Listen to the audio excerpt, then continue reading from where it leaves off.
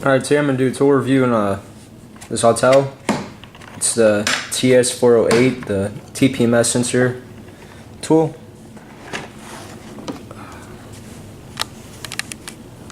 This is the newest version. The older version was the TS401. And, I got this on a Prime deal actually. It was it's only it's less than $100, which is pretty good. It comes with this right here, which is the tpms tool. And it comes with a charger and a USB cable. And then it also comes with a magnet for sensors that have to be activated by hand. And then your manual, and it comes with a CD too, so you could update them or print results, and I think there's a manual on it too.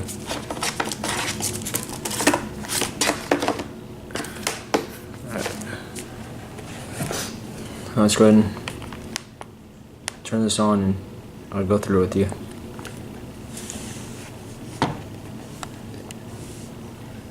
Alright, so when you first load the screen up, you get a couple different options on your menu. It gives you a quick mode, toolkit. It's kind of hard to focus this in with the screen being so bright. And then latest test, which this one is the last vehicle you worked on. So, and then my device, which has all your settings and everything on it. Yeah. That's how you go to it to update settings and all your other information. To select your vehicle, you go to quick mode over here. And then it gives you a menu with everything on it. The last one I used it on was a Chevy Impala. And then you select your year and what kind of sensor and everything's on it.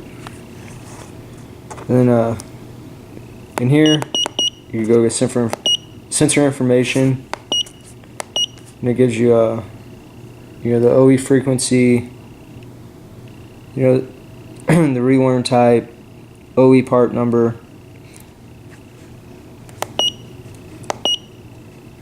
and if you want to know what the relearn procedure is, it tells you in here too. Goes step by step for you.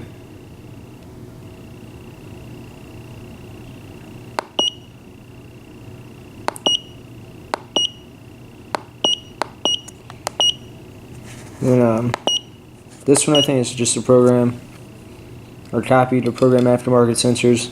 I haven't really used that. And then to scan the sensor that's already in there, you go here. You can either click Y or click this, and then this will kind of flash and move. And then once it reads it, it tells you what's on there. It's like 100 degrees outside. I'll go outside and show you guys that too. I just want to go through in here where it's cool. And another feature on here too is if you go to the toolkit, it has a RKE and RF monitor, and with this you could let me grab my key. You can test key fobs.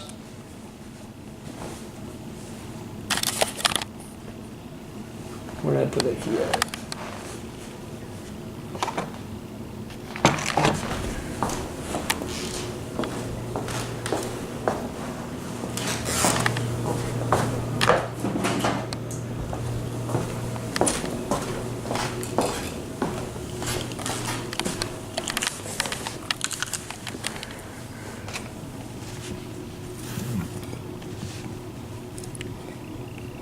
And with this, you can test your key fob. So you just put it in there and then press a button. And it tells you your signal strength and if your key fob is working or not.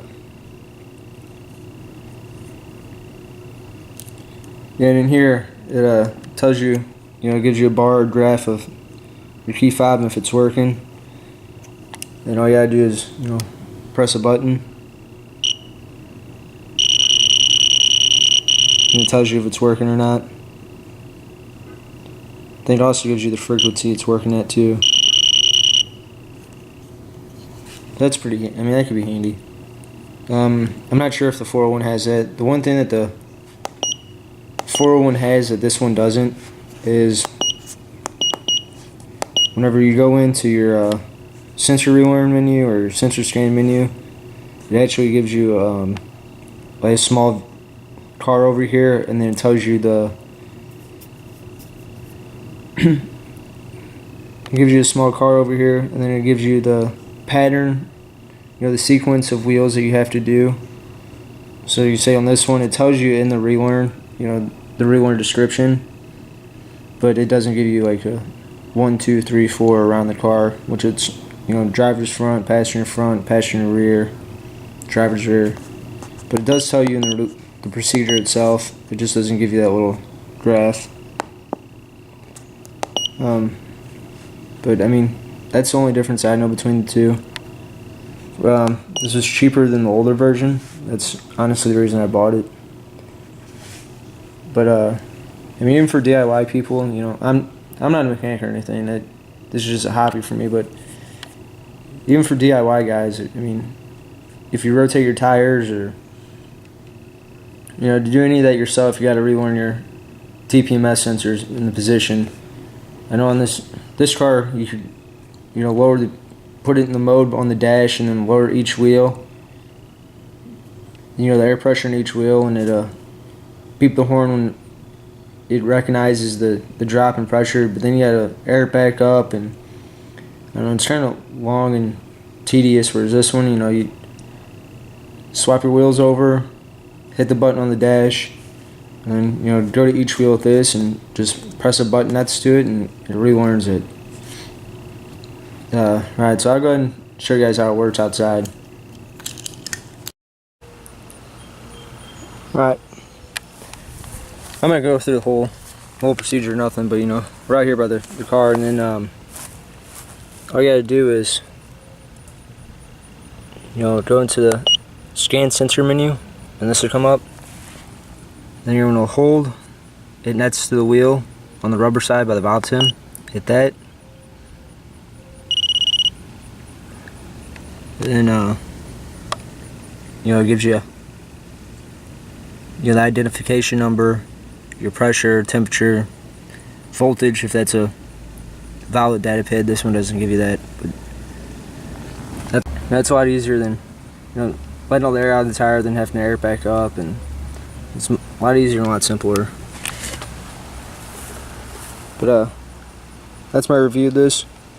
You guys probably see me use this in a couple more videos. I know this one has this car has 2 dead sensors, and keep a lookout for that. I'll do a video and kind of show you guys how to swap out these sensors, you know, at home without taking it to the shop or anything. But if you have any questions or anything, leave them down below in the comments. If you like what you saw, like the video. And if you want to see more, go ahead and subscribe. Alright, thanks for watching. Bye.